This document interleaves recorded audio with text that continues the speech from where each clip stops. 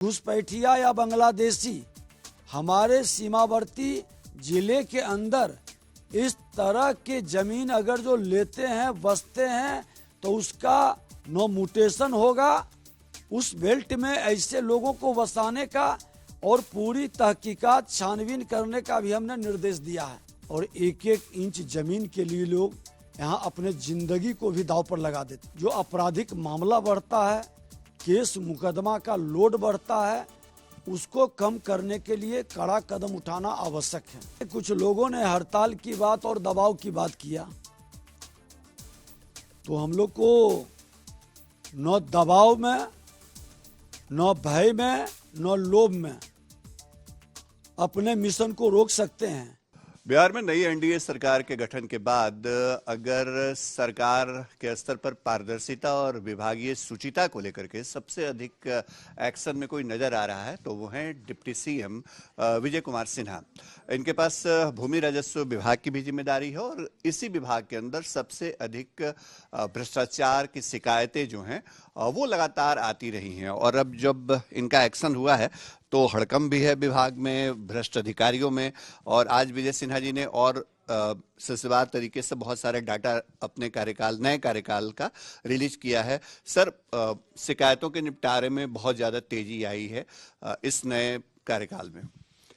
नई सरकार की नई पहल, जो जिम्मेवारी मिली है सेवा का, हमने जो शुरुआत किया उसका असर आया है। जो आंकड़ा डाटा आया है वो आज हमने प्रेस के माध्यम से बताया है।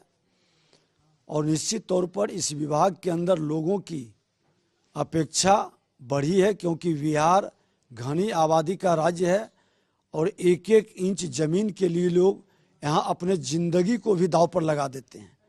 और इसके चलते यहाँ पर जो आपराधिक मामला बढ़ता है, केस मुकदमा का लोड बढ़ता है, उसको कम करने के लिए कड़ा कदम उठाना आवश्यक है।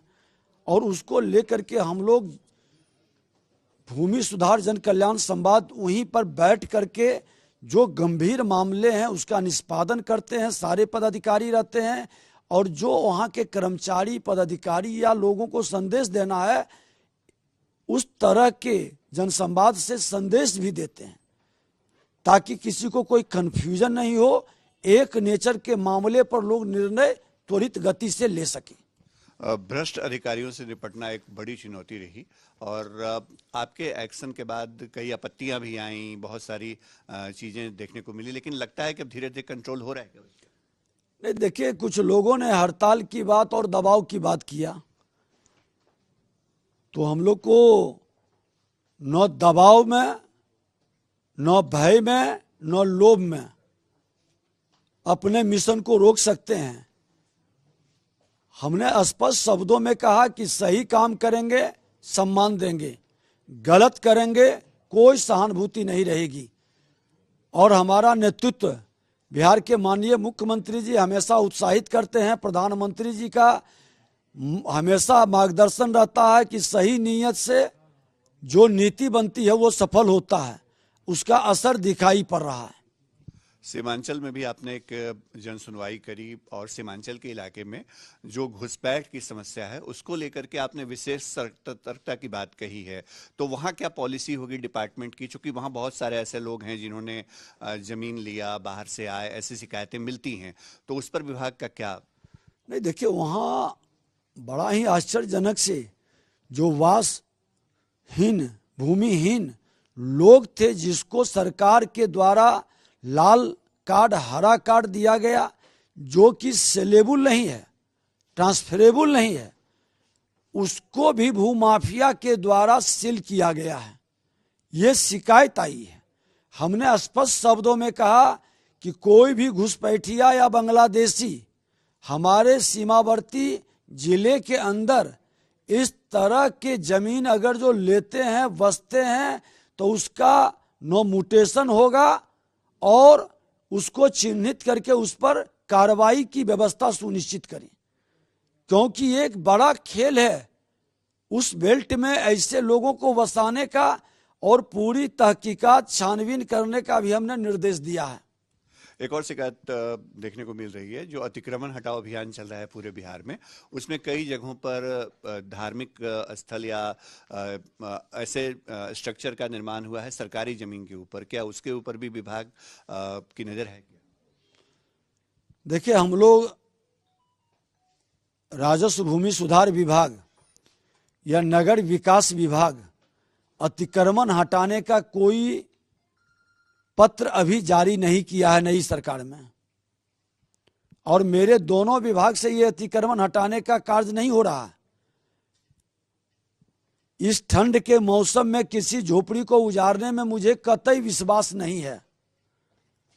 माननीय न्यायालय के कोई पुराना पत्र है जिसके आधार पर जिलाधिकारी के द्वारा कदम उठाया जा रहा है, तो निश्चित तौर पर हम आग्रह करेंगे कि जो अतिक्रमण किए हुए हैं उनको नोटिस जानी चाहिए और उनको अतिक्रमण मुक्त कर देना चाहिए, ताकि सरकार या प्रशासन को तोड़ फोड़ करने का अवसर न मिले।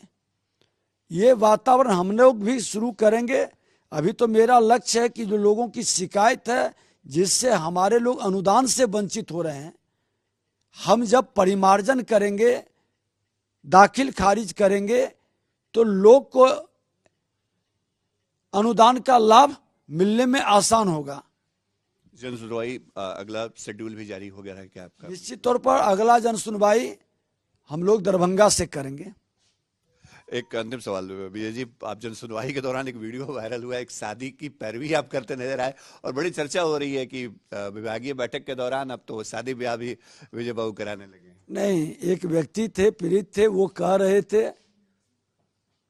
हम मंत्री हैं, उसके पहले हम एक सामाजिक कार्यकर्ता भी हैं। इस बिहार के भूमि पर सामाजिक सरोकार भी है। तो लोग बोल रहे थे तो हमने आग्रह किया कि भाई देख लीजिएगा जरा, क्योंकि समाज में रहते हैं तो सामाजिकता तो निभाना ही पड़ेगा ना। चलिए, हमसे बातचीत करने के लिए शुक्रिया। विजय कुमार सिन्हा, डिप्टी सीएम बिहार के, और एक्शन में लगातार भूमि राजस्व विभाग से जुड़ी गड़बड़ियों पर, शिकायतों पर और आगे भी जन सुनवाई का सिलसिला जारी रहेगा। सहयोगी कैमरा पर्सन नदीम आलम के साथ शशि भूषण।